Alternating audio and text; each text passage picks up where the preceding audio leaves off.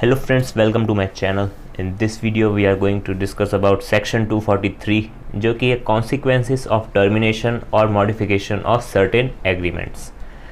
तो last video में हमने पावर्स देखी थी ट्रिब्यूनल की, तो उसमें था ये चीज़ टर्मिनेशन और मॉडिफिकेशन वाला पॉइंट। तो उसमें क्या लिखा हुआ था कि कोई भी एग्रीमेंट को अगर ट्रिब्यूनल टर्मिनेट करता है या फिर मॉडिफाई करता है या फिर सेट असाइड करता है यानी डिसमिस करता है। ओके, तो ये सारी बातें दे रखी थी 242 में। दोनों को कवर, दो पॉइंट थे उसमें। एक था मैनेजर, एमडी या फिर कोई डायरेक्टर का कॉन्ट्रैक्ट जो होता है कंपनी के साथ, जो भी टर्म्स एंड कंडीशंस पे वो अपॉइंट होते हैं या फिर कुछ भी और टर्म्स एंड कंडीशंस होती है उन दोनों के बीच, तो उसको टर्मिनेट करना, मॉडिफाई करना या फिर सेट असाइड करना। एक और पॉइंट था अदर पर्सन से रिलेटेड। ओके, तो इसमें वही बात दे रखी है कि टर्मिनेट या फिर मॉडिफाई या फिर सेट असाइड होगा, बट उसके आगे के कॉन्सिक्वेंसेस क्या होंगे ये कहाँ दे रखा है, सेक्शन 243 में। ओके, यानी कुछ बातें दे रखी है कि आगे के कॉन्सिक्वेंसेस क्या होंगे, उनको क्लेम मिलेगा नहीं मिलेगा, वो सारी बातें दे रखी है सेक्शन 243 में। तो इसमें सिर्फ कॉन्सिक्वेंसेस दे रखे हैं, जिसमें सबसे पहला है कि वो जो ऑर्डर है उसमें हम कोई भी तरह का क्लेम नहीं कर सकते कंपनी पे फॉर एनी डैमेजेस या फिर compensation for loss of office in any other aspect either in pursuance of the agreement और अदरवाइज। यानी एग्रीमेंट में अगर लिखा हुआ है कि अगर बीच में कोई भी कॉन्ट्रैक्ट टर्मिनेट होगा या फिर मॉडिफाई होगा, तब भी हम, अगर ट्रिब्यूनल ने ये किया है, देन हम कोई भी तरह का क्लेम नहीं कर सकते। ओके, डैमेजेस, कंपेंसेशन कुछ भी नहीं मिलेगा for loss of office. Next is कोई भी मैनेजिंग डायरेक्टर, अदर डायरेक्टर या फिर मैनेजर जिसका भी एग्रीमेंट टर्मिनेट हुआ है, तो 5 साल तक, 5 साल कब से काउंट करेंगे, from the date of order of terminating या फिर setting aside of the agreement. Okay, तो वो without the leave of the tribunal appoint नहीं हो सकता, नहीं वो एक्ट कर सकता है एज अ मैनेजिंग डायरेक्टर या फिर अदर डायरेक्टर या फिर मैनेजर ऑफ द कंपनी।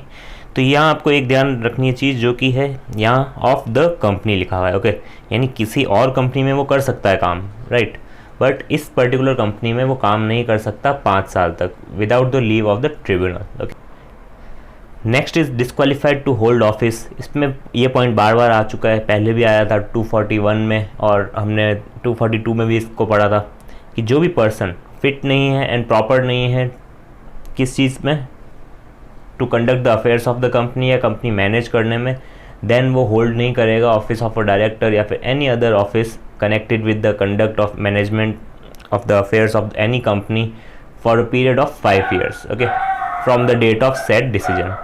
यानी डिसीजन जैसे ही ट्रिब्यूनल ने लिया कि वो फिट और प्रॉपर नहीं है, उसके बाद वो 5 साल तक किसी भी कंपनी में, यहाँ देखो एनी कंपनी लिखा हुआ है, लास्ट पॉइंट स्लाइड में क्या था, द कंपनी लिखा हुआ था, राइट, तो इसमें एनी कंपनी है, मतलब किसी भी कंपनी में वो काम नहीं कर सकता। कब तक, 5 साल तक।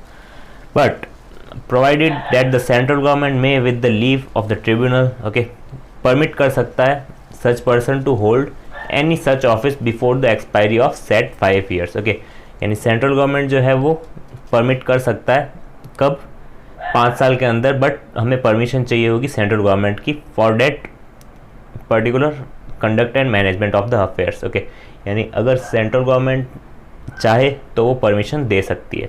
Okay, but with the leave of the tribunal.